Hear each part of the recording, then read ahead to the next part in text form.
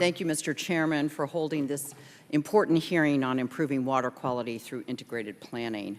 In 1972, Congress enacted the Clean Water Act to protect public health, to ensure safe sources of drinking water, and to provide safe recreation areas for all Americans. 45 years later, water quality continues to be a challenge across the country and in my home state of Connecticut. Poor water quality doesn't just threaten public health, it jeopardizes our fisheries, limits recreational opportunities, and is a drag on our economy.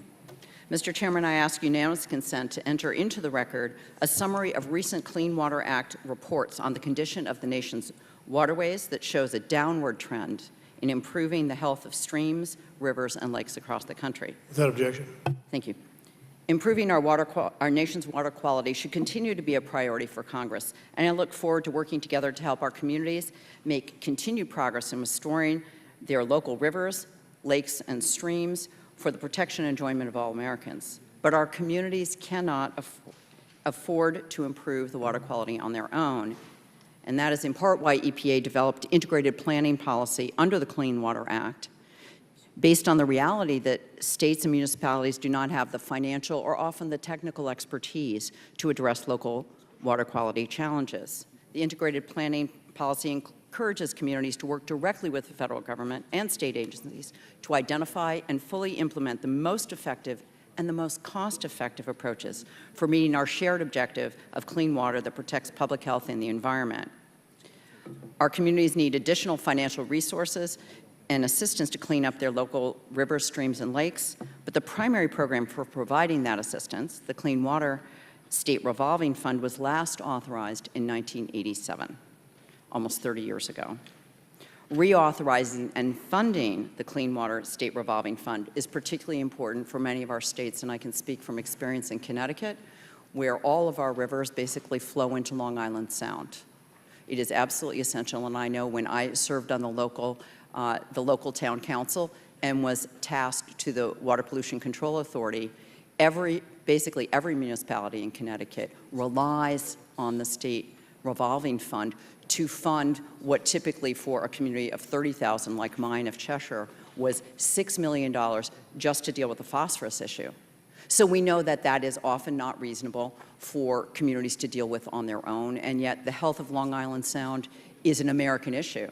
It touches the entire country and involves important economic fisheries and other recreational activities. So that just sort of underscores how important these initiatives are. And I am looking forward to hearing today with your expertise and your advice to us to make sure we have the support to reauthorize and fully fund the Clean Water State Revolving Fund to allow you at the local and at the state level to make these important investments. And I know, having been in the state legislature and having been in local office and worked on these exact issues and having worked at NRDC for water issues back in law school, that these are ongoing challenges. We want the most effective use of tax dollars. We all want that. But we should not say the response should not be, let's just let the water quality go. As we saw in Flint, Michigan, that's a danger. That's a danger. And we should not be subjecting our constituents or anyone in America to those risks. So again, this is an important discussion we're having here today. And we are very much looking forward to your perspective on how this integrated planning process fits into that broader initiative of doing it smarter, doing it better, and stretching those taxpayer dollars to achieve the goals. I think we need to keep hard adherence to the goals of clean, safe, and affordable drinking water for communities and waste systems that work, and then have the political will to fund them at appropriate levels to help communities across the country preserve these national treasures. And final anecdote, my husband grew up right next to Waterbury, Connecticut. When he was a kid, he knew what color Keds they were making in Waterbury in Sperry by the color that the river was flowing. And he could smell it when he was playing baseball.